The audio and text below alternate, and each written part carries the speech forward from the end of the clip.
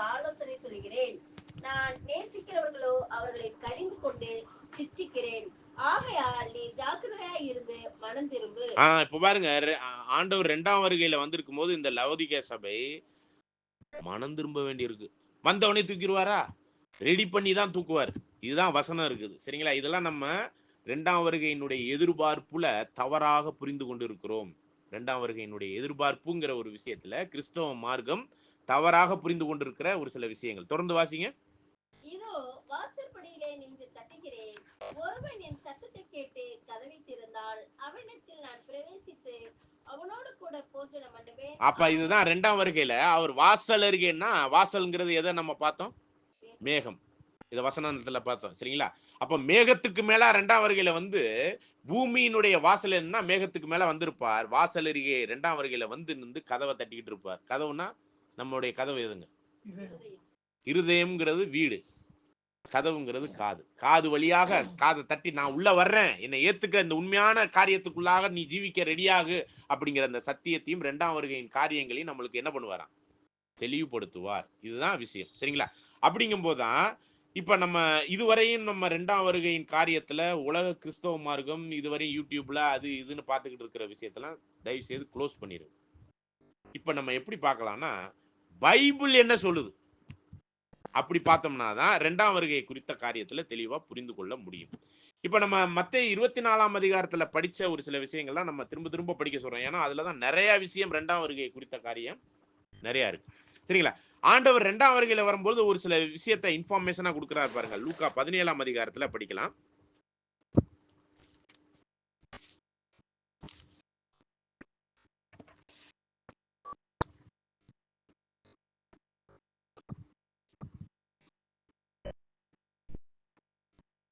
பதினேழாம் அதிகாரத்துல எங்க படிக்கலாம்னா, ஒரு நிமிஷம், அது அப்புறம் படிப்போம். 20வது வசனம் படி. படி. வரும் என்று பரிசேயர் இயேசுவிடம் கேட்டனர். அவர் மறுமொழியாக, இறையாட்சி கண்களுக்கு புலப்படும் முறையில் வராது. இதோ இங்கே அல்லது அதோ அங்கே என சொல்ல முடியாது. ஏனெனில் இறையாட்சி உங்கள் நடுவேயே செயல்படுகிறது என்றார். ஓகே, இறையாட்சி அப்படிங்கிறது உங்கள் நடுவே செயல்படுகிறது. ஓகே, தொடர்ந்து வாசிக்கலாம். பின்பு அவர் சீடர்களை நோக்கி கூறியது, ஒரு காலம் வரும், அப்போது மானிடன் மகனுடைய நாள்களில் ஒன்றையாவது காண நீங்கள் ஆவலாயிருப்பீர்கள், ஆனால் நீங்கள் காண மாட்டீர்கள். அவர்கள் உங்களிடம் இதோ இங்கே அது அல்லது அதோ அங்கே என்பார்கள். ஆனால் நீங்கள் போக வேண்டாம், அவர்களை பின்தொடரவும் வேண்டாம். வானத்தில் மின்னல் ஒரு பக்கத்திலிருந்து மறுபக்கம் வரைக்கும் பளீரென மின்னி ஒளிர்வது போல மானிட மகனும் தம் வரும் நாளில் தோன்றுவார். ஓகே, இதை நீங்க இதுல படிங்க 24வது வசனத்தை. மின்னல் வானத்தில் ஒரு திசையில் தோன்றி மறு திசை வரைக்கும் பிரகாசிக்கிறது போல மனுஷகுமாரனும் தம்முடைய நாளிலே தோன்றுவார். அவருடைய நாள்ங்கிறது 2ஆம் வருகை 1000 வருட அரசாட்சியில தோன்றுவார். சரிங்களா? மின்னலை போல வருவார். எல்லாருக்கும் மின்னல்ங்கிறது எல்லாருக்கும் அப்படியே கண்ணுக்கு தெரியாம இருக்குமா? இந்த வசனத்தெல்லாம் கொஞ்சம் ஊடுருவி பாருங்க. ஒரு சில வசனம் எப்படி இருக்குன்னா, திருடனை போல வருவார். ஒரு சில வசனம் எப்படி இருக்குன்னா, அந்த நாளே திருடன் வருகிற விதமா இருக்கும் அப்படி. அந்த நாளே. இந்த வசனம் எப்படி சொல்லுது பாருங்க, வெளியரங்கமா வர்ற மாதிரி இருக்கு. அப்படித்தானே இருக்கு? படிக்கும் பொழுது எப்படி இருக்குன்னு பாருங்க. மின்னல் கிழக்கிலிருந்து தோண்டி மேற்கு வரையும் வர்றதுன்னா, மின்னல் என்னைக்காச்சும் கிழக்குல இருந்து மேற்குக்கு வருமா? அப்படி பார்த்துருக்கிறீங்களா மின்னல்? என்ன வருது? எங்க போனாலும் மின்னல் எங்கிட்ட இருந்தோ எங்கிட்ட போகும். இப்படி அது என்னது? கிழக்குல இருந்து மேற்கு. வானவில் கூட நீங்க வானவில்லை பத்தி பேசலீங்களே, மின்னல்னு சொல்லப்படுது. அப்ப மின்னல் கிழக்குல இருந்து மேற்க போறது எதுதான்? சூரியன் தானே வரும். இது என்னது மின்னல்னு சொல்லப்பட்டிருக்கு? இதெல்லாம் நம்ம அண்டர்ஸ்டாண்ட் பண்ண வேண்டியிருக்கு. 2ஆம் வருகையின் பாடத்துல ரொம்ப தெளிவா அண்டர்ஸ்டாண்ட் பண்ணணும். இது ஒரு திசையை சொல்லியிருக்கேன், இது என்ன அப்படிங்கறதெல்லாம் புரிஞ்சுக்கணும். அப்படிதான் 2ஆம் வருகை இருக்குங்கிறத இந்த இடத்துல அந்த நாள் அப்படிங்கிற அந்த ஒரு விஷயத்துல வெளிப்படும் பொழுது, அவர் வெளிப்படும் பொழுது இப்படி இருக்குங்கிறத சொல்றாரு. சரிங்களா? தொடர்ந்து நீங்க அப்படியே படிங்க. அதற்கு முன்பு அவர் அநேகம் பாடுபட்டு இந்த சந்ததியினால் ஆகாதவன் என்று தள்ளப்பட்ட வேண்டியதாய் இருக்கிறது. அது முதலாம் வருகையில அவர் மரித்தார். அதான் விஷயம். தொடர்ந்து வாசிங்க. நோவாவின் நாட்களில் மனுஷகுமாரனுடைய நாட்களிலும் நடக்கும். இதே மத்தேயுவிலையும் படிச்சோம். சரிங்களா? நோவாவின் நாட்கள் நடந்தது போல மனுஷகுமாரன் நாட்களில் நடக்கும் சொல்லப்பட்டிருக்கு. இந்த இடத்துல நோவாவின் நாட்கள் நடந்தது போல மனுஷகுமாரன் நாளிலும் நடக்கும் அப்படிங்கிறத சொல்றாரு. சரிங்களா? இது அப்படியே நம்ம அப்படியே கொஞ்சம் ஸ்கிப் பண்றதுனா பண்ணிக்கலாம். ஏன்னா அதெல்லாம் நம்ம ஏற்கனவே மத்தேயு 24ல படிச்சதுதான். இதுல ஒரு இன்ஃபர்மேஷனுக்காக நம்ம எங்க வர்றோம்னா 30வது வசனத்துக்கு படிங்க. மனுஷகுமாரன் வெளிப்படும் நாளிலும் அப்படியே நடக்கும். பாருங்க, மனுஷகுமாரன் வருகைங்கிறது ஒரு வார்த்தை இருக்குது. இந்த இடத்துல என்ன சொல்லப்படுது பாருங்க, வெளிப்படுதல். இததான் நீங்க மல்கியாவுல போய் பாத்தீங்கன்னா, அவர் வரும் நாளை சகிப்பவன் யார், அவர் வெளிப்படுகையில் அவருக்கு முன்னாடி போய் நிக்கிறவன் யார். அப்புறம் வெளிப்படும் போது எல்லா சபையுமே இந்த அதாவது 1,44,000 பேர் உயிர்த்தெழுந்து போயிருப்பாங்க. அதான் வெளிப்படையான ராஜ்யம். ஆனா வந்திருக்கும் போது நிறைய பேருக்கு வந்திருக்கிறதே தெரியாது. இதுதான் நீங்க புரிந்து கொள்ள வேண்டிய ரொம்ப முக்கியமான ஒரு விஷயம். அவர் வந்திருப்பார், ஆனா அந்த மல்கியா வசனத்தை நீங்க மைண்டுக்குள்ள உள்ள வாங்குங்க. சரிங்களா? அவர் வரும் நாளை சகிப்பவன் யார், அவர் அப்பனா வந்திருக்கும் போது யாருக்கும் அது தெரியாது. அவர் கொஞ்ச நாள் கழிச்சு தான் வெளிப்படுவார். ஏன் வெளிப்படுவார்னா அது வரை வெயிட் பண்ணுவார். எதற்கு வெயிட் பண்ணுவார் தெரியுங்களா? சபை ரெடி ஆகுற வரை வெயிட் பண்ணுவார். சபை ரெடி ஆனிச்சுனாதான் அவர் வெளியரங்கமா எல்லாரும் மத்தியிலையும் வருவார். அது வரை 2ஆம் வருகையில வந்திருக்கிற அந்த 1000 வருட அரசாட்சி ஸ்டார்ட் ஆயிருக்கும். 2ஆம் வருகை வந்திருப்பார். நியாயத்தீர்ப்பின் நாள் ஸ்டார்ட் ஆயிருக்கும். சபை ரெடி ஆகாதனால அவர் வெயிட் பண்ணிக்கிட்டு இருப்பார். வெயிட் பண்ணிக்கிட்டு இருக்கும் போது அந்த சத்தியத்தை கொடுப்பார். சத்தியத்துக்குள்ளாக சபையை ரெடி பண்ணி சபையை தூக்குவார். இந்த 10 கன்னியர்ல புத்தி உள்ளவர்கள் எதிர்கொண்டு போக புறப்படுதல் அப்படிங்கிறது விளக்கை கொளுத்தி அது என்ன பார்க்கணும், எண்ணெய் எல்லாம் இருக்கணும். எண்ணெய் இல்லைன்னாக்க நம்ம அங்க எதிர்கொண்டு போக முடியாது. அப்படிப்பட்ட விஷயங்கள்லாம் இங்க நடக்கணும். அப்ப விளக்குனா என்ன, பைபிள். விளக்குல உள்ள எண்ணெய்ங்கிறது சத்தியத்தின் ஆவி, அபிஷேகத்தினுடைய ஜீவியம். அப்ப அபிஷேகத்துக்குரிய சத்தியத்தின் ஆவினுடைய வழிநடத்தல்ல விளக்கு எரியணும், வெளிச்சம் கொடுக்கணும். வெளிச்சம்னாக்க இந்த பைபிளுக்குள்ளான சத்தியம். இவ்வளவு விஷயம் இருக்கு. விளக்க கொளுத்தி சத்தியத்துக்குள்ள அப்படிங்கும் போது நம்ம இந்த உதாரணமா நம்ம இந்த பிப்ரவரி ஜனவரியில இருந்து ஆரம்பிச்சிருக்கிறோம் இந்த பாடங்களை. இதுக்கு முன்னாடி இந்த சத்தியத்திற்குரிய வெளிச்சம் நம்மள்கிட்ட இருந்துச்சா? அப்ப விளக்கு பரிசுத்தாவினுடைய அந்த ஒரு வழிநடத்தல், விளக்குங்கிற பைபிள் பரிசுத்தாவினுடைய வழிநடத்தல்ல இந்த வெளிச்சம் நம்மளுக்கு கிடைச்சிக்கிட்டு இருக்கு. அப்ப விளக்கை கொளுத்தி அங்கே எண்ணெயினால் ஊற்றப்பட்டு வெளிச்சத்துக்குள்ள வரும்போதுதான் இவ்வளவு விஷயம் இருக்குதானே நம்மளுக்கு புரிய வருது. அப்ப இந்த வழிநடத்தலுக்குள்ளான இந்த வெளிச்சம் வர்றதுப்ப இதோ மணவாளன்கிற ஒரு விஷயத்துல அப்பதான் ரெடி ஆகுறாங்க அவங்க. அதுக்கு முன்னாடி தூங்கிட்டாங்க. 2 குரூப்புமே தூங்கிட்டாங்க. புத்தி இல்லாதவங்களும் தூங்கிட்டாங்க, புத்தி உள்ளவங்களும் தூங்கிட்டாங்க. இப்படிங்கும் போதான் இந்த இடத்த நீங்க கொஞ்சம் கவனிச்சு பாருங்க. வெளிப்படுதல் அப்படிங்கிறது வேற. அதுக்கு ஒரு வார்த்தை கிரேக்க பதத்துல எப்படி பண்ணப்படுதுன்னா அப்போகலப்சிஸ் அப்படிங்கிற ஒரு வார்த்தை பயன்படுத்தப்படுது. அவருடைய வருகையை பத்தி சொல்லும் பொழுது பெருசியா என்ற ஒரு கிரேக்க பதம் பயன்படுத்தப்படுது. மத்தேயு 24:3 சீசர்கள் கேட்கறாங்க பாத்தீங்களா, உம்முடைய வருகைக்கும் உலகத்தின் முடிவுக்கும் அடையாளம் என்னன்னு கேட்கறாங்க பாத்தீங்களா. இந்த இடத்துல வருகைன்னு சொல்லப்பட்டிருக்கிற வார்த்தை கிரேக்க பதத்துல பெருசியா என்ற ஒரு வார்த்தை பயன்படுத்தப்பட்டிருக்கு. பெருசியானா வந்து இருத்தல், பிரசன்ட். நம்ம சொல்லுவோம் இல்லையா, பிரசன்ட் சார் அப்படின்னா கூப்பிடும் போது பிரசன்ட் சார்னு சொல்லுவாங்க பாத்தீங்களா. வந்து இருக்கிறது, வந்து இருப்பார், வந்திருக்கும் பொழுது அதற்கான உலகத்தின் முடிவுக்கான அடையாளம் என்னன்னு சீசர்கள் கேட்கிறாங்க. அவங்க வெளிப்படும் போது உள்ள அடையாளத்தை கேட்கல. நல்லா கவனிங்க. சீசர்கள் கேட்ட கேள்வி மத்தேயு 24:3 உம்முடைய வருகைனா நீர் வந்திருக்கிறீர் அப்படிங்கிறதுக்கும் உலகத்தின் முடிவுக்கும் அடையாளம் என்ன? அப்ப 2ஆம் வருகையில வந்து இருந்தாதான் சத்தியத்திற்குள்ளாக சபையை வழி நடத்தி அவங்களை தூக்குன பிறகுதான் உலகத்துக்கு முடிவு. அது வரையும் உலகம் முடியாது. அறுவடை அறுவடை உலகத்தின் முடிவு. மத்தேயு 13:39 கிளியரா படிக்கிறோம். அரிக்கிறவர்கள் தேவ தூதர்கள். சரிங்களா? இந்த இடத்துல தேவ தூதர்கள்னா வானத்துல இருந்து இறங்குறவங்க. ஏன்னா இந்த சுவிசேஷ யுகம் பெந்தகோஸ்தே நாள் முதலாய் தேவ தூதர்களை பயன்படுத்தல. சபை மூலமா தான் தேவ தூதர்களுக்கே ரகசியத்தை வெளிப்படுத்திக்கிட்டு இருக்கிறார், வானத்தில் உள்ள தேவ தூதர்கள். அப்ப தேவ தூதை கொடுக்கிறவங்க தான் தேவ தூதர்கள். இந்த இடத்துல மனுஷனோ அல்லது வானத்துல உள்ளவங்களோ. அதுல இந்த இடத்துல நம்ம பார்க்கும்போது அறுவடையின் தானியத்தை எடுத்துட்டாருன்னா உலகம் முடியும். அப்ப 2ஆம் வருகையில வந்த பிறகுதான் உலகம் முடியுங்கிறது கிளியரான வசனம். அப்படிங்கும்போது உலகம் முடியும் பொழுதுதான், சபை நிறைவடைஞ்சு உலகம் முடியும் பொழுதுதான் அவர் வெளிப்படுவார். நல்லா புரிஞ்சுக்குங்க. சபை முடியாத வரையும் அவர் வெளிப்பட மாட்டார். அதுதான் லூக்காவில் இங்க படிக்கும் பொழுது அவர் வரும் நாளை பத்தி 26வது வசனம் சொல்லுது. நோவாவின் நாட்கள் நடந்தது போல மனுஷகுமாரன் நாட்கள் நடக்கும்னு சொல்லிட்டு தொடர்ந்து வாசிங்க. 26. 27. நோவா பேழைக்குள் பிரவேசித்த நாள் வரைக்கும் ஜனங்கள் புசித்து குடித்தார்கள், பெண் கொண்டு கொடுத்தார்கள், ஜலப்பிரளயம் வந்து எல்லாரையும் அழித்து போட்டது. அப்ப ஆண்டவர் நோவா காலத்துல பேலையை ரெடி பண்ணி அதை ரெடி ஆகி அதுக்குள்ளெல்லாம் போயிட்டு இருந்தாரு. ஆனா ஜனங்கள்லாம் என்ன பண்ணிக்கிட்டு இருந்தாங்களாம்? அப்ப ஆண்டவர் 2ஆம் வருகையில வரும்பொழுதும் இப்படிதான் உலகமே என்ன பண்ணிக்கிட்டு இருக்கு? அது வாக்குல போயிட்டு இருக்கு, குடிச்சுக்கிட்டு புசிச்சுக்கிட்டு பெண் கொடுத்து பெண் எடுத்துக்கிட்டு இருக்குமா. ஏன்னா 2ஆம் வருகையில அவர் வந்திருக்கிறது அழிய போது உலகம் அப்படிங்கிறதெல்லாம் யாருக்கு தெரியாது. நோவாவின் நாட்கள் நடந்தது போலதான் 2ஆம் உலகம் அழிவின் நாட்கள்லயும் இருப்பாங்க. சரிங்களா? ஜனங்கள் இருக்கலாம், நாம இருக்கலாமாங்கிறத இப்ப கேள்வி. தொடர்ந்து வாசிங்க. லோத்தினுடைய நாட்களில் நடந்தது போலவும் நடக்கும். ஜனங்கள் புசித்தார்கள், குடித்தார்கள், கொண்டார்கள், விற்றார்கள், நட்டார்கள், கட்டினார்கள். இதுதான் இப்ப இன்னைக்கு நடந்துகிட்டு இருக்கு. சரிங்களா? இதே மாதிரிதான் ஆண்டவர் 2ஆம் வருகையில வந்துட்டாருன்னா எல்லாம் பெரிய வித்தியாசம்லாம் வந்துடாது, முன்னாடி நடந்த மாதிரியே நடந்துகிட்டு இருக்குங்கிறார். 2ஆம் வருகை வந்துட்டாருன்னா பிரசன்னம் ஆயிட்டாருன்னா அதான் பெருசியான்னு சொல்றான் அந்த ஒரு வார்த்தையை. அப்போகாலிப்சிஸ்ங்கிறது வெளியரங்கமாகிறது. வெளியரங்கமாகிறது அடுத்த பார்ட்.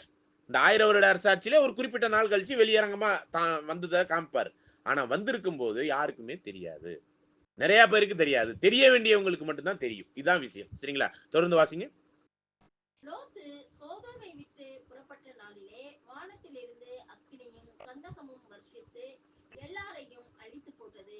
மனுஷகுமாரன் வெளிப்படும் நாளிலும் அப்படியே நடக்கும். அப்ப லோத்து அந்த ஒரு இடத்துல இருந்து வெளியே வந்த பிறகுதான் அந்த சோதோம் குமாரா அழிக்கப்பட்டது. அது மாதிரிதான் இந்த உலகம் அழியணும்னா லோத்துங்கிற ஒரு குரூப் வெளியே வரணும். அந்த லோத்து இந்த இடத்துல யார அடையாளப்படுத்தி இருக்கிறாரு? சபை வெளியே வந்துருச்சுன்னா அந்த சோதோம் குமாரா அழிஞ்சு போயிடும். சரி, லோத்து வெளியே வந்துட்டாருன்னா சோதோம் குமாரா அழிஞ்சு போயிடும். அப்ப சபை வெளியே வந்துருச்சுன்னா எது அழிஞ்சு போயிடும்?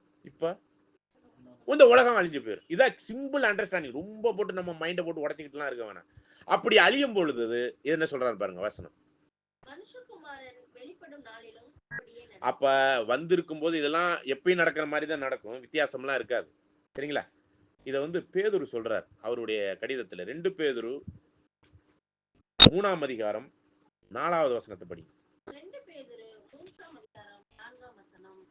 அவர் வருவார் என்று சொல்லுகிற வாக்குத்தத்தம் எங்கே? பிதாக்கள் நித்திரை அடைந்த பின்பு சகலமும் சிருஷ்டிப்பின் தோற்றம் முதல் இருந்த விதமாய் இருக்கிறதே என்று சொல்லுவார். பாருங்க, அவர் வந்திருப்பாரு, ஆனா எந்த மாற்றமுமே இருக்காது. அதை பார்த்துட்டு ஜனங்கள் என்ன சொல்லுவாங்கன்னா, இது உலக தோற்றம் முதல்ல அப்படியே தானே இருக்கு, அவர் 2ஆம் வருகையில வந்துட்டாருங்கிறதுக்கு என்னங்க இருக்குது, ஒண்ணுமே தெரியலையே, அப்படி ஒன்றும் தெரியலையே அப்படிங்கிற ஒரு எண்ணம் தான் 2ஆம் வருகையில வந்திருந்தா கூட ஜனங்கள் நினைப்பார்கள்.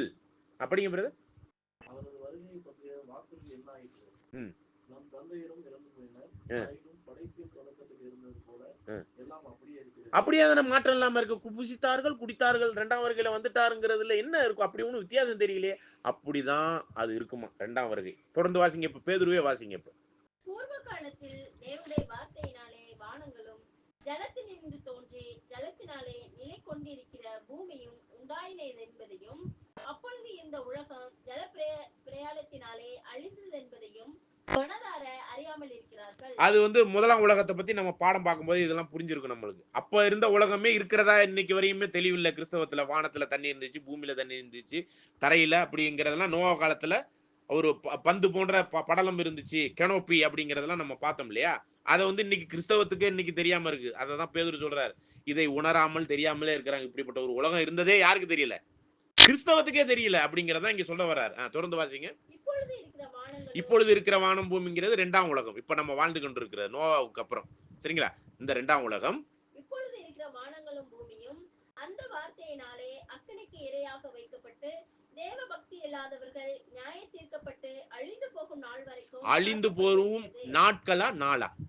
நாள் வரைக்கும். நாள் நியாயம் தீர்க்கப்பட்டு அழிந்து போகும் நாள். அப்ப அதுதான் என்னதுன்னா அந்த ஒரு நாள் நீங்க சொல்லப்படுறது நியாய தீர்ப்பின் நாள். இப்ப நியாய தீர்ப்பின் நாள்ங்கிற அந்த ஒரு நாள் எத்தனை நாளுக்கு சமம்? படி. பிரியமானவர்களே, கர்த்தருக்கு ஒரு நாள் 1000 வருஷம் போலவும் 1000 வருஷம் ஒரு நாள் போலவும் இருக்கிறது என்கிற இந்த ஒரு காரியத்தை நீங்கள் அறியாதிருக்க வேண்டாம். அப்ப ஆண்டவர் 2ஆம் வருகையில வர்றது நியாய தீர்ப்பின் நாள். அந்த 1000 வருட அரசாட்சி ஸ்டார்ட் ஆயிருக்கும், வந்திருப்பார், ஸ்டார்ட் ஆயிருக்கும். அததான் அந்த ஒரு நாள் சொல்றாரு. இதை அப்போஸ்தலர் 17:30-31 கூட படிக்கிறோம். சரிங்களா? அப்ப அந்த ஒருவரை கொண்டு அந்த ஒரு நாளில் நியாயம் தீர்ப்பாருங்கிற நியாய தீர்ப்பு பாடத்தை கொஞ்சம் ரிமைண்டர் கொண்டு வாங்க. அந்த ஒரு நாள்ங்கிறது எதுங்க? 1000 வருட அரசாட்சி, நியாய தீர்ப்பின் நாள். அப்ப அந்த நியாய தீர்ப்பின் நாளாகிய அந்த 1000 வருட அரசாட்சியை பத்தி அப்படி தொடர்ந்து படிங்க. தாமதிக்கிறார் என்று சிலர் எண்ணுகிறபடி கர்த்தர் தமது வாக்குத்தத்தத்தை குறித்து தாமதமாயிராமல் ஒருவரும் கெட்டு போகாமல் எல்லாரும் மனம் திரும்ப வேண்டும் என்று விரும்பி நம்மில் நீடிய பொறுமை உள்ளவராய் இருக்கிறார். நம்மில் அப்பனா நம்மில்னா இந்த இடத்துல உலக ஜனங்களை குறிக்குமா? யாரை குறிக்கும் இந்த இடத்துல? சபை வாய்ப்புல உள்ளவங்க. அப்ப 2ஆம் வருகையில வந்து நீடிய பொறுமை உள்ளவரா உட்கார்ந்துகிட்டு இருப்பாராம். ஃபர்ஸ்ட் சத்தியத்தை கொடுப்பார், அதுக்கப்புறம் சத்தியத்துக்குரியவர்களை புடமிட்டு அவர்களை பலி செலுத்தத்தக்கவர்களாய் மாற்றுவார். அப்படிங்கிற ஒரு விஷயம் இதுல தான் புரியும் நம்மளுக்கு. இதுல அந்த சபை வாய்ப்புல உள்ள எல்லாரும் ரட்சிக்கப்பட வேண்டும் என்று நீடிய பொறுமை உள்ளவரா 2ஆம் வருகையில நியாய தீர்ப்பின் நாள்ல வந்து உட்கார்ந்துகிட்டு இருப்பார். திரும்ப படிங்க, அது புரியும், நல்லா புரியும். கர்த்தருடைய நாள் இரவிலே திருடன் வருகிறது. அந்த ஒரு 1000 வருட அரசாட்சிங்கிற அந்த ஒரு நியாய தீர்ப்பின் நாள், அந்த நாளே எப்படிதான் வருமா? திருடன் வருகிற விதம். அந்த நாள் ஸ்டார்ட் ஆயிரும். திருடன் வந்துட்டு உங்க வீட்டுல பாருங்க, இன்னைக்கு நைட்டு ஒரு 12 மணிக்கு வர்றேன், என்ன பண்றீங்க? முன் கேட்டை திறந்து விட்டுருங்க, அதுக்கப்புறம் கதவை திறந்து விட்டுருங்க, பீரோல திறந்து வைங்க. நான் வந்த வாக்குல என்னத்தை எடுக்கணும்? இப்போ நகை எல்லாத்தையும் எடுக்கணும். எடுத்து வச்சுட்டு ரெடியா வைங்க. நான் வந்த வாக்குல எடுத்த வாக்குல நான் என்ன பண்ணணும்? அப்படியா சொல்லிட்டு வருவோம்? இல்ல சொல்லிட்டு வர்றதாவே வச்சுங்க திருடன். நீங்களும் நானும் என்ன பண்ணுவோம்? நீங்களும் நானும் என்ன பண்ணுவோம்? எப்படி எடுக்கிறேன்னு பாத்துறேன். போலீஸ்ல இருந்து இருக்கிற ஊரே திரட்டி கொண்டாந்து வீட்டுக்குள்ள வச்சிருக்க மாட்டோம். அதனாலதான் ஆண்டவருடைய 2ஆம் வருகை வந்திருக்கிறது எதுக்குன்னா பொக்கிஷத்தை தூக்குறதுக்கு. இதே நீங்க மல்கியா 3ஆம் அதிகாரம் 17வது வசனத்துல படிச்சீங்கன்னா அதை பத்தி சொல்றார். படிங்க, வேணா படிங்க. மல்கியா 3ஆம் அதிகாரம் வசனம் 17. என் சம்பத்தை நான் சேர்க்கும் நாளிலே அவர்கள் என்னுடையவர்களாய் இருப்பார்கள் என்று. சேர்க்கும் நாள் நல்லா கவனிங்க. 1000 வருட அரசாட்சியில தான் என் சம்பத்தை நான் எடுப்பேன். சம்பத்துனா அது பாத்தீங்கன்னா ஜுவல்லர்ஸ் அப்படின்னு போட்டிருக்கு ஆங்கிலத்துல. ஜுவல்ஸ், பொக்கிஷம். அப்ப அந்த பொக்கிஷத்தை எடுக்க வர்றவரு எப்படி வர்றாருன்னா அந்த நாள்ல திருடன் வருகிற விதமா வர்றார். அவர் வருகையுமே திருடன் வருகிற விதமா தான் இருக்குதுன்னு வசனம் இருக்கு. வருகையுமே திருடன் வருகிற விதமா இருக்கு, அந்த நாளுமே எப்படிதான் வருதுங்க நம்மளுக்கு. ஆல்ரெடி ஸ்டார்ட் ஆயிருக்கு, நிறைய பேருக்கு தெரியாது. அந்த 1000 வருட அரசாட்சி 2ஆம் வருகை ஆல்ரெடி வந்து இருப்பார், நிறைய பேருக்கு தெரியாது. ஏன் வந்து இருப்பார்? இப்ப படிச்சீங்களா பேதுருவுல, திரும்ப படிங்க 10வது வசனத்தை.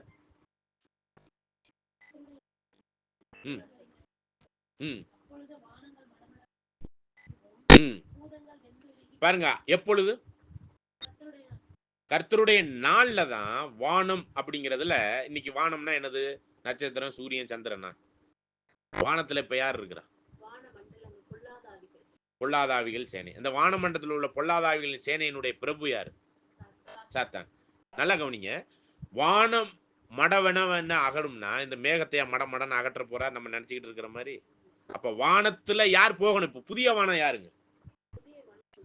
இல்ல, புதிய வானம் யாரு? 3ஆம் உலகத்தில் உள்ள புதிய வானம் நாம தான். இந்த 1,44,000 தான் புதிய வானம். அப்ப பழைய வானத்துல, இந்த 2ஆம் உலகத்துல பழைய வானத்துல, இந்த இப்ப இருக்கிற வானத்துல இப்ப யாரு அதிகாரியா இருக்கிறது? சாத்தான், விழுந்து போன தூதர்கள். அவங்கள மடமடவென்று அகற்றி நம்ம நினைச்சுக்கிட்டு இருக்கிறோம் சூரியன் சந்திரன் எல்லாம் அப்படியே அகற்றி அப்படியே நடக்க போகுது. அதெல்லாம் இல்ல. வானத்துல இருக்கிற சாத்தானையும் விழுந்து போன தூதர்களையும் மடமடவென்று அகற்றி இந்த வானத்துல உள்ள சாத்தானும் விழுந்து போன தூதர்களையும் அகற்றும் பொழுதுதான் இவங்க கண்ட்ரோல்ல தான் என்ன இருக்குன்னு பாத்தீங்கன்னா 4 காற்றுகள். அதை நம்ம ஏற்கனவே படிச்சிருக்கிறோம். என்னங்க அந்த 4 காற்று? பொருளாதாரம், அரசியல், மதம், சமுதாயம். இந்த 4 காற்றை வச்சுக்கிட்டு தான் இந்த உலகத்தை சாத்தானும் விழுந்து போன தூதர்களும் தன்னுடைய கண்ட்ரோல்ல வச்சிருக்கிறாங்க. ஆனா யார் ஆண்டுகிட்டு இருக்கிறான்னு யாருக்குமே தெரிய மாட்டேங்குது. ஏன்னா இந்த உலகம் யாருடைய கையில இருக்குங்க? இந்த 2ஆம் உலகம் அவன் கையில இருக்கு. அதனால அவன் ஆட்சி பண்றதே நம்மளுக்கு தெரியல. நம்ம மனசெல்லாம் குருடாக்கி வச்சிருக்கிறான். 2 கொரிந்தியர் 4:4 படிக்கிறோம். அப்ப இந்த உண்மையான சத்தியத்தை தெரியாத அளவுக்கு நம்ம இந்த 4 வகையான காற்றை வச்சுதான் அவன் கண்ட்ரோல் பண்ணிட்டு இருக்கான். தொடர்ந்து பேதுருல படிங்க. வானம் மடமடவென்று அகன்று பூதம், இதான் 4 காற்று. பூதம்ங்கிறது என்னங்க? எலிமெண்ட்ஸ் ஆஃப் எர்த் அப்படின்னு சொல்லப்படுது. இல்ல வேற ஒரு வார்த்தை பயன்படுத்தப்படுது. பஞ்சபங்கல 5, இங்க சொல்லப்படுறது 4 தான் காற்று. அப்ப 4 காற்றுங்கிறது இந்த என்னது சமுதாயம், பொருளாதாரம், அரசியல், மதங்கிற அந்த 4 விஷயத்த என்ன பண்ணுவாரு? வெந்து உருகி போகும். நல்லா கவனிங்க. இந்த 4 காற்றும் அடிக்காதபடிக்கு ஒரு விஷயம் நடக்கணும். அது என்ன தெரியுங்களா? வெளிப்படுத்தல் 7ஆம் அதிகாரம் 1வது வசனத்தை படி. வெளிப்படுத்துதல் 7ஆம் அதிகாரம் வசனம் 1. இந்த பூதம்ங்கிற இந்த 4 காற்றை தான் படிக்க போறோம். இப்ப படிங்க. இவைகளுக்கு பின்பு பூமியின் 4 திசைகளிலும் 4 தூதர்கள் என்று பூமியின் மேலாவது சமுத்திரத்தின் மேலாவது ஒரு மரத்தின் மேலாவது காற்று அடியாதபடி. அப்ப அந்த 4 காற்று எது? சமுதாயம், பொருளாதாரம், அரசியல், மதம்ங்கிற அந்த 4 காற்று எது மேல அடிக்க கூடாது? மரம். மரம்னா என்னது அடையாள பாஷையில? தேசங்கள், ஒவ்வொரு நாடும். சரிங்களா? மரம்னா. அப்புறம் சமுத்திரம்னா துன்மார்க்கமா வாழ்ந்து கொண்டிருக்கிற ஜனங்கள். சரிங்களா? இதெல்லாம் வசனத்திலோட நம்ம பார்க்கிறோம். அடுத்தது பூமிங்கிறது சமுதாயம். இந்த சமுதாயத்துல நடக்கக்கூடிய புரட்சிகள், பூமி அதிர்ச்சிங்கிறது பூமியில நடக்கக்கூடிய புரட்சிகளுக்கு அடையாளமா இருக்கு. அப்ப பூமிங்கிறது சமுதாயம். இந்த 3 மேல இந்த 4 காற்றும் அடிக்காதபடி என்ன பண்ணிட்டு இருக்காரு? பிடிக்க சொல்லிட்டாரு. எதுக்கு பிடிக்க சொல்லி இருக்கிறார்? படிங்க. பூமியின் 4 காட்சிகளையும் பிடித்திருக்க கண்டேன். ஜீவனுள்ள தேவனுடைய முத்திரை கோலையுடைய வேறொரு தூதன் சூரியன் உதிக்கும் திசை கிழக்கில இருந்து. கிழக்கில இருந்து யார் வருவா? ஞானிகள் வருவான்னு சொல்லக்கூடாது. நீதியின் சூரியன் ஆண்டவருடைய 2ஆம் வருகையின் காரியத்தை பத்தி சொல்லப்படுது. படிங்க. வேறொரு தூதன் சூரியன் உதிக்கும் திசையிலிருந்து ஏறி வர கண்டேன். அவன் பூமியையும் சமுத்திரத்தையும் சேதப்படுத்துகிறதற்கு அதிகாரம் பெற்ற அந்த 4 தூதரை நோக்கி, நாம் நமது தேவனுடைய ஊழியக்காரர் நெற்றிகளில் முத்திரை போட்டு தீருமளவும் பூமியையும் சமுத்திரத்தையும் மரங்களையும் சேதப்படுத்தாதீர்கள் என்று மகா சத்தமிட்டு கூப்பிட்டார். அப்படி முத்திரிக்கப்பட வேண்டியவங்க எத்தனை பேரு? படிங்க.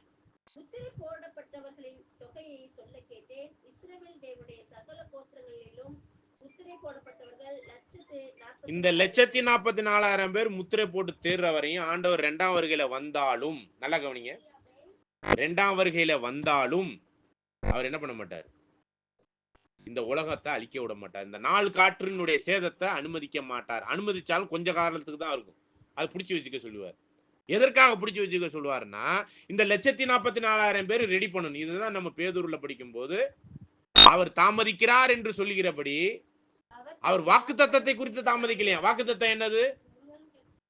ஒருவரும் கெட்டு போகாம, இந்த சபை வாய்ப்புல உள்ளவங்க ஒவ்வொரு இந்த 1,44,000 பேரும் கெட்டு போகாமல், அப்படின்னா அவங்க அந்த வாய்ப்புக்குள்ள வரணுங்கிறதுக்காக என்ன பண்ணுவாராம்? நீடிய பொறுமை உள்ளவரா 2ஆம் வருகையில 1000 வருட அரசாட்சியில வந்திருந்தாலும் அவர் என்ன பண்ணிட்டு இருப்பார்? நம்மளை ரட்சிக்கணுங்கிறதுக்காக வெயிட் பண்ணிக்கிட்டு இருப்பாராம். இவங்கெல்லாம் இந்த சத்தியத்தை கேட்டு இந்த சத்தியத்துக்குள்ளான நம்மளை புடமிட்டு கொண்டு நாம் ரெடியாகி அவரை எதிர்கொண்டு போக மேகத்துக்கு மேலதான் அங்கே போய் ஜாயின் பண்ணி. இங்கெல்லாம் வரமாட்டார் ஆண்டவர் 2ஆவது. ஏன் வரமாட்டார் தெரியுங்களா? ஏன் நேரடியா பூமிக்கு வரமாட்டார்? அது ஒரு கேள்வி இருக்கு. ஏன் மேகத்தின் மேல வருவார்? 2ஆம் வருகையில பூமிக்கு வருவார். அது ஒரு காலத்துல வருவார். வெளிப்படும் போது அவர் வந்துருவார். சரிங்களா? ஆனா ஏன் நேரடியா வந்த வகையில சுவாயின்னு கீழே வர வேண்டியதானே? 2ஆம் வருகையில வர்றாருன்னா மேகத்திலே ஏங்க நிக்கிறாரு? அப்ப காரணம் என்னன்னா, அவர் பூமிக்கு வந்தார்னா அவருடைய பரிசுத்தம், அவருடைய நீதி, அவருடைய வல்லமை இந்த பூமி தாங்காது, அழிஞ்சு போயிடும். அப்படி அழிவுக்குள்ள போறது யாரும் போயிருவாங்க. அப்ப இந்த 1,44,000 பேர் ரெடியானவங்களும் போயிருவாங்க, ரெடியாக வேண்டியவர்கள் போயிருவாங்க. அதனாலதான் அவர் மேகத்து மேல நின்றுக்கிட்டு எப்படா ரெடியாவியன்னு நம்மளை கேட்டுக்கிட்டு இருப்பார். அதான் வெயிட்டிங். அதுதான் நம்ம 2 பேதுரு 3ஆம் அதிகாரம் 10வது வசனத்துல படிக்கிறோம். படிங்க.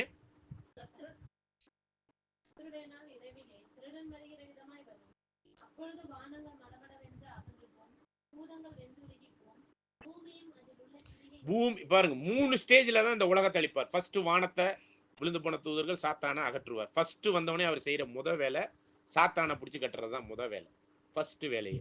சரிங்களா? இதை வந்து நீங்க வெளிப்படுத்தல் 20:1 படிக்கலாம். சரிங்களா? 2ஆம் வருகையில முதல் வேலையே என்னன்னா, இன்னொரு ஓமை கூட இருக்கு, அதை மைண்ட்ல ஏத்திக்கங்க, பின்னாடி பார்க்கலாம். பலவானை முந்து கட்டினால் ஒழிய வீட்டுக்குள் வந்து பொக்கிஷத்தை தொட முடியாது. அப்ப இவனிலும் இந்த பலவானை காட்டிலும் பெரிய பலவான் வந்தாதான் யாரை கட்ட முடியும்? பலவானை கட்டும். யார் அந்த பலவான்? இந்த உலகத்தை ஆண்டுகிட்டு இருக்கிற பலவான் யாருங்க? சாத்தானை முந்தி கட்டினாதான் அதில் உள்ள பொக்கிஷமா இருக்கக்கூடிய இந்த 1,44,000 பேரை தூக்க முடியும். அப்ப ஆண்டவர் வந்தவனே செய்யக்கூடிய முதல் வேலை என்ன தெரியுங்களா? சாத்தானை முந்தி கட்டணும். சரிங்களா? தொடர்ந்து வாசிங்க. இப்ப வெளிப்படுத்தல் 20:1. ஒரு தூதன் பாதாளத்தின் திறவுகோலை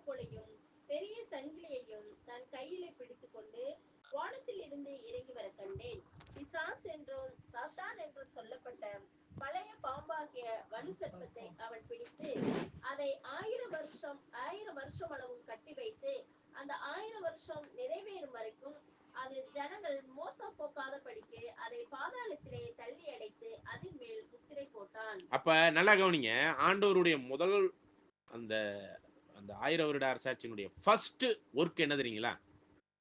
2ஆம் வருகையில ஃபர்ஸ்ட் சாத்தான முந்தி கட்டுறது. அதுக்கப்புறம் தான் வீட்டில் உள்ள பொக்கிஷம் எதுங்க? இந்த உலகத்தில் உள்ள பொக்கிஷம், அவருடைய பொக்கிஷம் எது? இவங்களை தூக்குறது. இவங்க சாத்தான முந்தி கட்டுறாருன்னு வச்சுக்கோங்க. சரி, வந்து உள்ளரிக்க வந்தோடனே டக்குன்னு தூக்கிட்டு போலாம்னா 6 சபையில உள்ளவங்க தான் ரெடியா இருக்கிறாங்க. 7ஆம் சபை அவர் வந்து தான் ரெடி பண்ற நிலைமையில இருக்கு. அப்ப அவர் வந்து உட்கார்ந்துகிட்டு என்ன பண்ணிக்கிட்டு இருப்பாரு? இப்ப பெருசியா அப்படின்னா வந்து இருக்கும் பொழுது அவர் பொறுமையா உட்கார்ந்து எப்ப ரெடி ஆவீங்க? 9வது வசனத்தை படிங்க பேதுருல.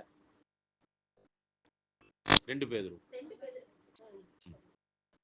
தாமதிக்கிறார் என்று சிலர் எண்ணுகிறபடி கர்த்தர் தமது வாக்குத்தத்தம் குறித்து தாமதமாயிராமல் ஒருவரும் கெட்டு போகாமல் எல்லாரும் மனம் திரும்ப வேண்டும் என்று விரும்பி நம்மேல் நீடிய பொறுமை உள்ளவராய் இருக்கிறார். அதனுடைய தொடர்ச்சி தான் கர்த்தருடைய நாள் இரவிலே திருடன் வருகிற விதமாய் வரும்.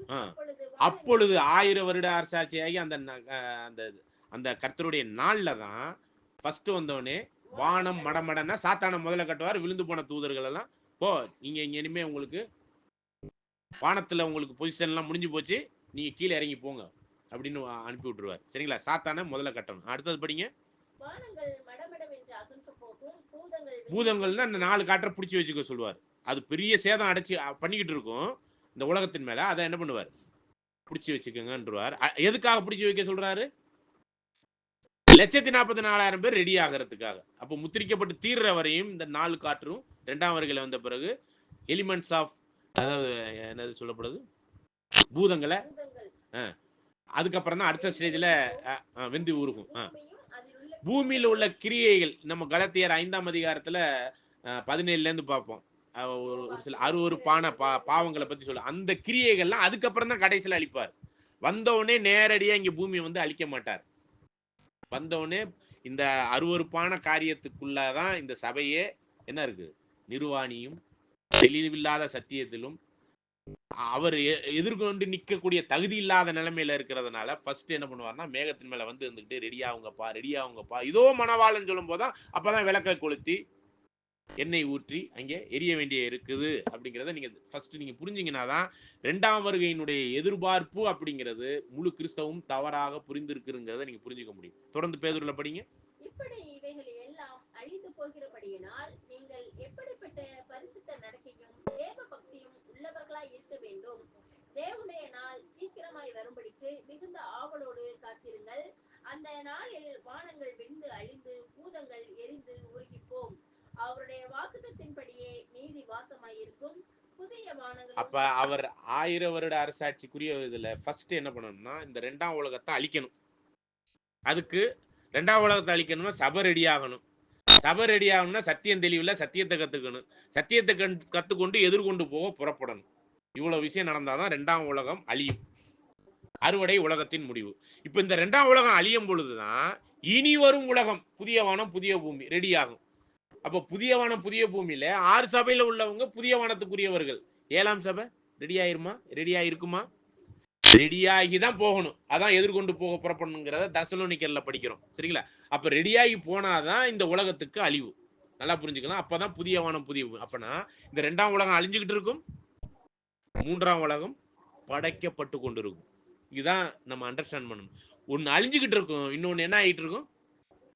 படைச்சு கொண்டு இருப்பார். எப்படி முதல் உலகத்துல பாருங்க எப்படி படைச்சாரு? வானம் ஒழுங்கு இல்லாம இருந்துச்சு. சரி, மன்னிக்கவும், பூமி ஒழுங்கு இல்லாம இருந்துச்சு. அப்படித்தானே வசனம் இருக்கு.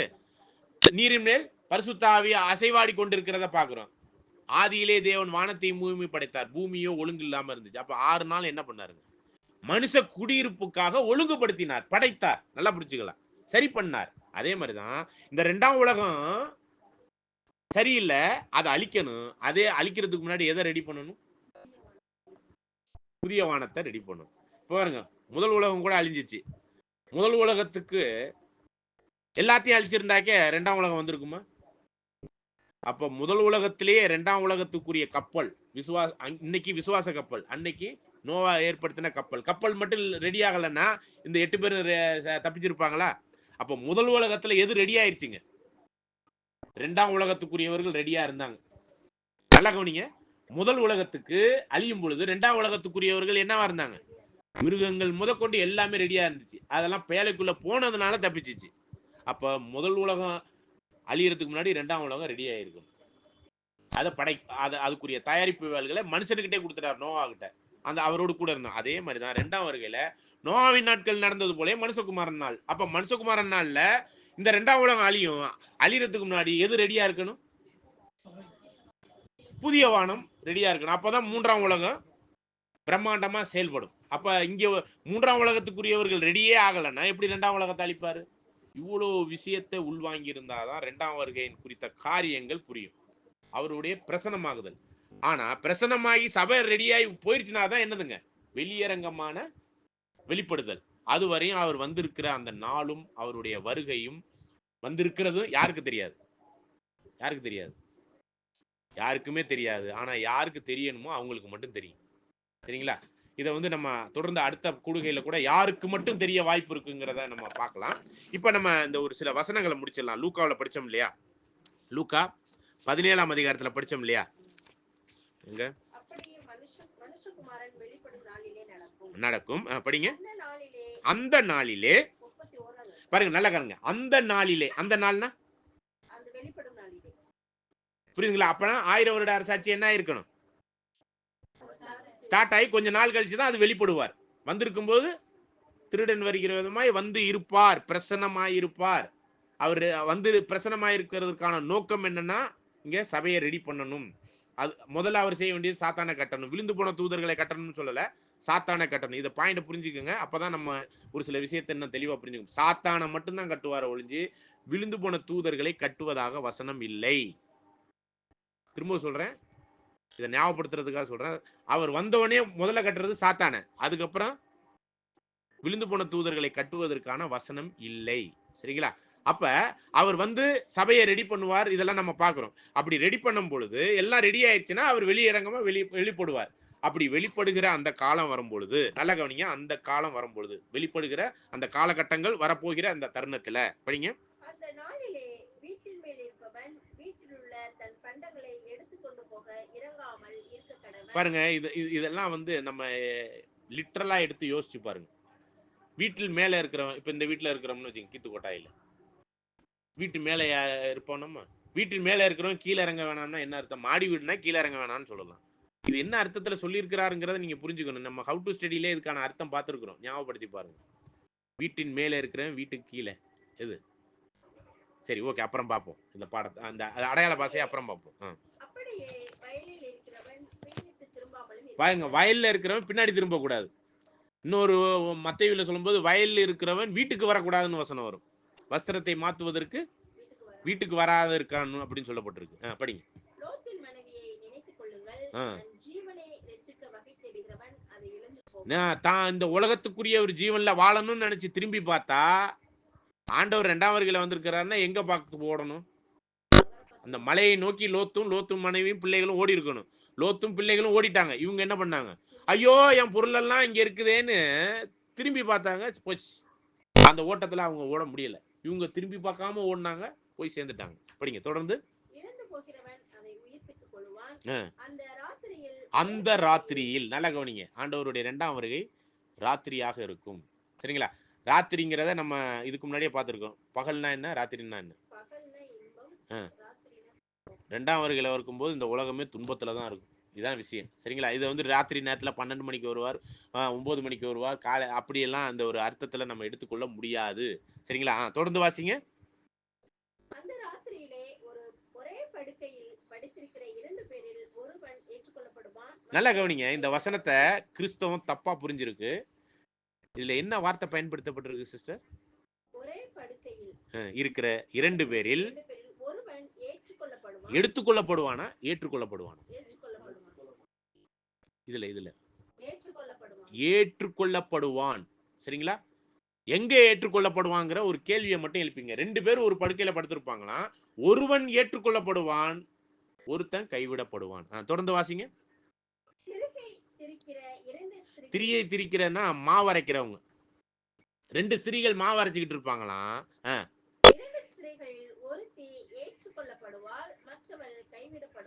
ஒருத்தி ஏற்றுக்கொள்ளப்படுவாள், ஒருத்தி அப்படியே கைவிட்டுட்டு போயிடுவாரு. இப்படிதானே இருக்கு. எடுத்துக்கொள்ளப்படுவாருங்கிற வார்த்தை இல்லைங்க. ஒரிஜினல் பைபிள்ல கிரேக்க பதத்துல அப்படி ஒரு வார்த்தை இல்லை. இது எடுத்துக்கொள்ளப்படுவாங்கிறது இன்னைக்கு கிறிஸ்தவ மார்க்கம் தப்பா போதிச்சுக்கிட்டு இருக்கு. நல்லா புரிஞ்சுக்குங்க. எடுத்துக்கொள்ளப்படுறத பத்தி இங்க வசனமே சொல்லல. நல்லா கவனிங்க. அப்படி தொடர்ந்து வாசிங்க.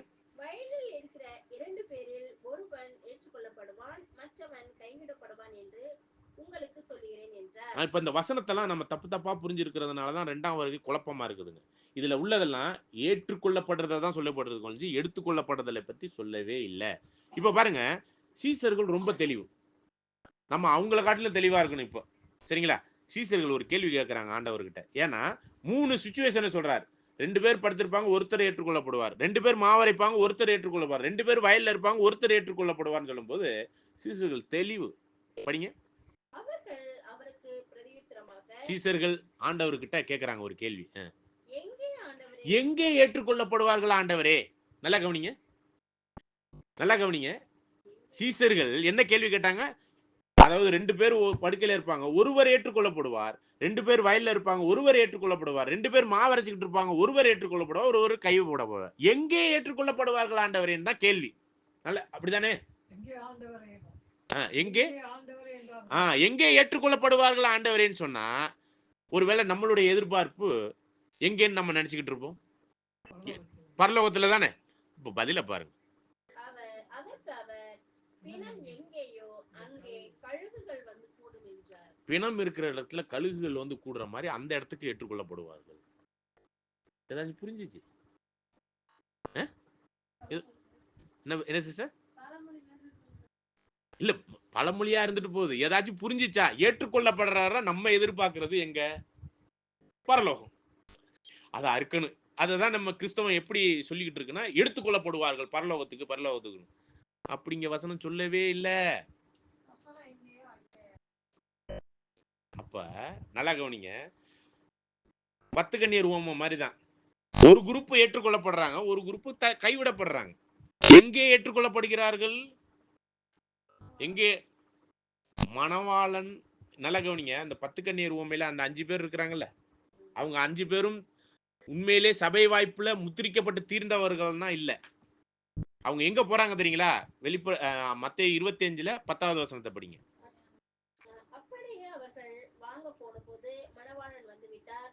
ஆயத்தமாய் இருந்தவர்கள் அவரோடு கூட கல்யாண வீட்டுக்குள்ளதான் போனாங்களா ஒழிஞ்சு கல்யாணம் ஆயிருக்கான்னு சொல்றாங்க. கல்யாண வீடுன்னா என்னது? ஹால். எந்த ஹால்?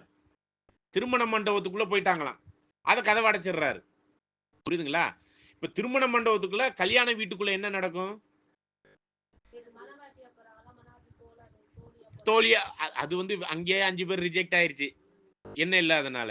உள்ள வந்த பிறகு கல்யாண வஸ்திரம்னு ஒரு ஓமையை பேசியிருப்பாரு. ஞாபகம் இருக்கா? கல்யாண வஸ்திரம், கல்யாணத்துக்கு வாங்க, அங்கெங்கே எல்லாம் எல்லா இடத்துலயும் கூப்பிடுவாரு. எல்லாம் வந்து உள்ள இருக்க நுழைஞ்சிருவாங்க. நுழைஞ்ச உடனே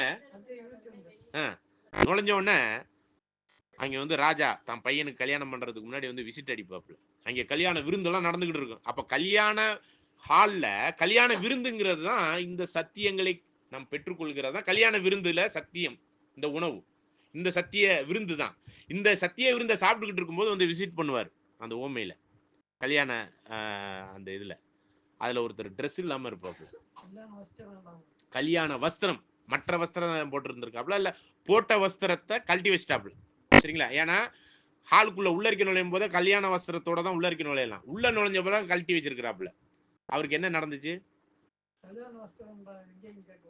அவனுக்கு என்ன நடந்துச்சுன்னு நாங்க அழுகையும் பற்கடிக்கும் இருக்கிற அந்த புத்தி இல்லாத கன்னியர் இருக்கிற இடத்துக்கே போ அப்படின்னு அனுப்பி விட்டுட்டாரு வெளியில போடவன். அப்பனா உள்ள வந்தவங்களும் வெளியே போறதுக்கான வாய்ப்பு இருக்குதுன்னு சொல்லப்படுது. அப்படின்னா இந்த கல்யாண விருந்து தான் நடக்குது ஒழிஞ்சு இந்த கல்யாண விருந்துல தான் நம்ம பொண்ணா மாறணும். சரிங்களா? இவ்வளோ விஷயம் நடக்கணுங்க நம்ம வாழ்க்கையில. அப்பதாங்க 7ஆம் சபையே முடியும். சரிங்களா? அப்ப நல்லா யோசிச்சு பாருங்க. இந்த இடத்துல இந்த ஏற்றுக்கொள்ளப்படுற இடம் நீங்க சொன்ன மாதிரி பிணம் எங்கேயோ. அப்ப அந்த கழுகுகள் தான் ஒருவர் ஏற்றுக்கொள்ளப்படுறார், ஒருவர் ஏற்றுக்கொள்ளப்படுறாங்கன்னா அந்த கழுகுகள் மாதிரி வந்து எங்க நிக்கிறாங்க? பிணம் இருக்கிற இடத்துல. இந்த இடத்துல கழுகுகளை யாருக்கு அடையாளமா சொல்லிட்டாரு?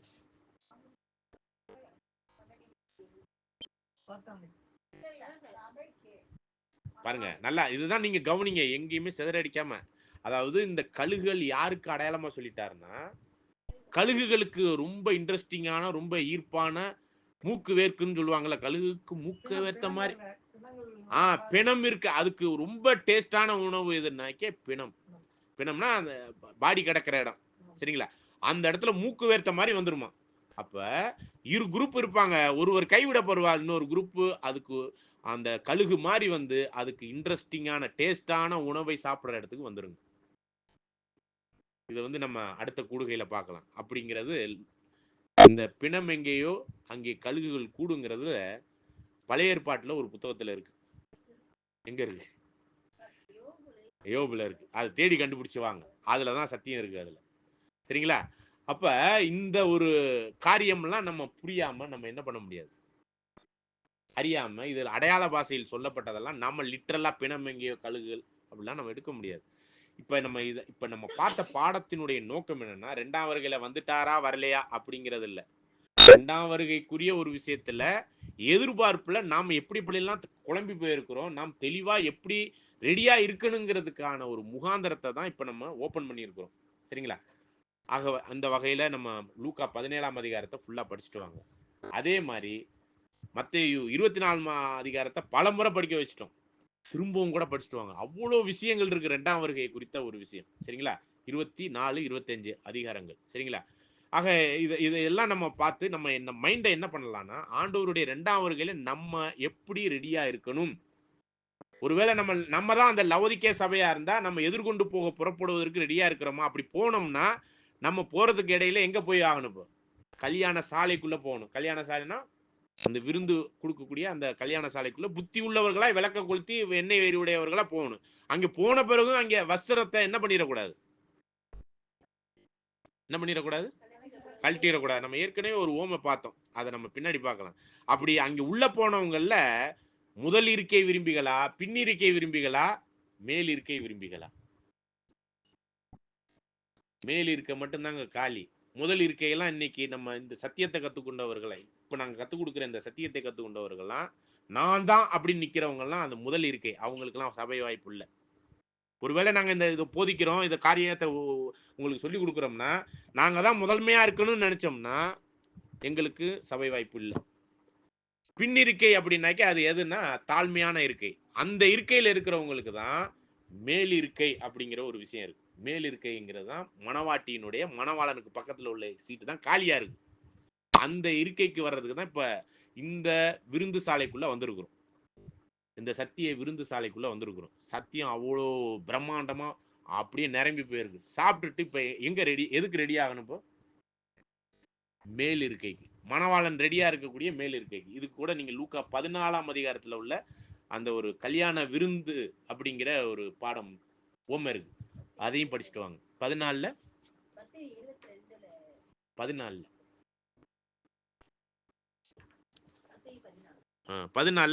7 முதல் இந்த வசனத்தை பத்தி படிச்சுட்டு நீங்களும் படிச்சுட்டு வாங்க. படிங்க, படிச்சு முடிச்சிடலாம். அது நிமித்தம் அவன், நீ எதை கேட்டாலும் தருவேன் என்று அவளுக்கு ஆணையிட்டு வாக்கு கொடுத்தாள். 14ல 7. 14ல 7 தான். படிங்க தொடர்ந்து. அவள் தன் தாயினால் லூக்காவா? மத்தேயு.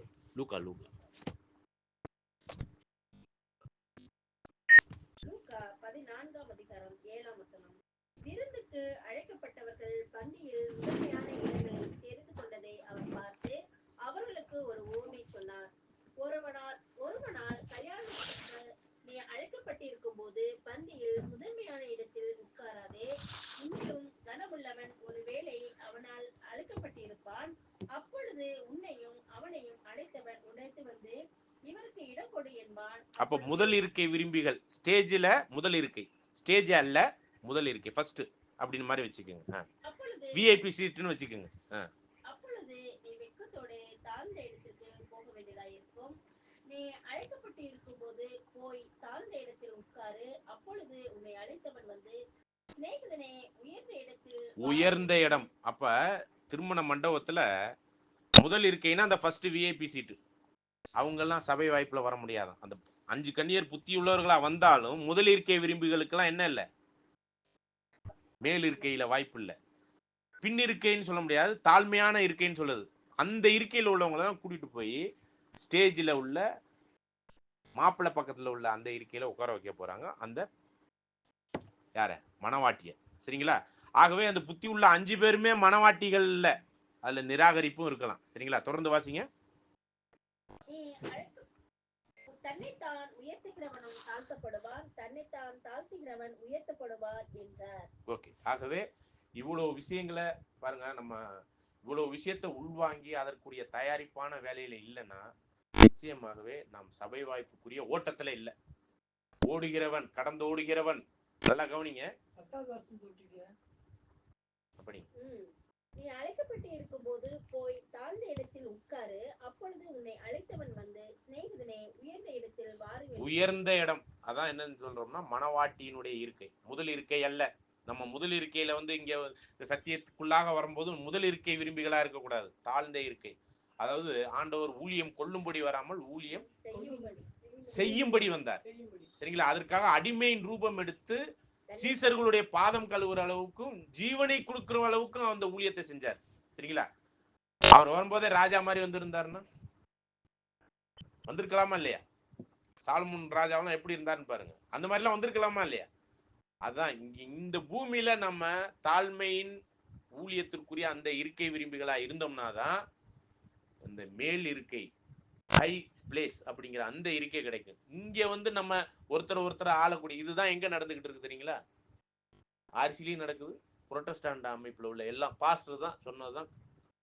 அதான் முதல் இருக்கை விரும்பிகள், அவங்க சொல்றதான் இங்க கேட்கணும், நீங்க வேற எதுவுமே கேட்க முடியாது. ஆனா இந்த முதல் இருக்கை விரும்பிகள்லாம் சபையாகவே வாய்ப்பு இல்லை. ஏன்னா இந்த சத்தியமும் அவங்களுக்கு தெரியாது, எதுவுமே தெரியாது, பைபிளே அவங்களுக்கு ஒழுங்கா தெரியாது. ஆகவே இதில் நம்ம தெளிவா புரிந்து அதற்குரிய அர்ப்பணிப்பின் ஜீவியத்துல இப்ப 2ஆம் வருகையினுடைய எதிர்பார்ப்பு அப்படிங்கிற ஒரு பாடத்துல தான் பாகம் 2 முடிஞ்சிருக்கு. அடுத்த கூடுகையில தான் நம்ம இன்னும் தெளிவா 2ஆம் வருகை குறித்து உள்ள போய் பார்க்க போறோம். சரிங்களா? தேவன் தாமே கிருபையோடு நம்மளை ஆசீர்வதிப்பாராக. ஆமென்.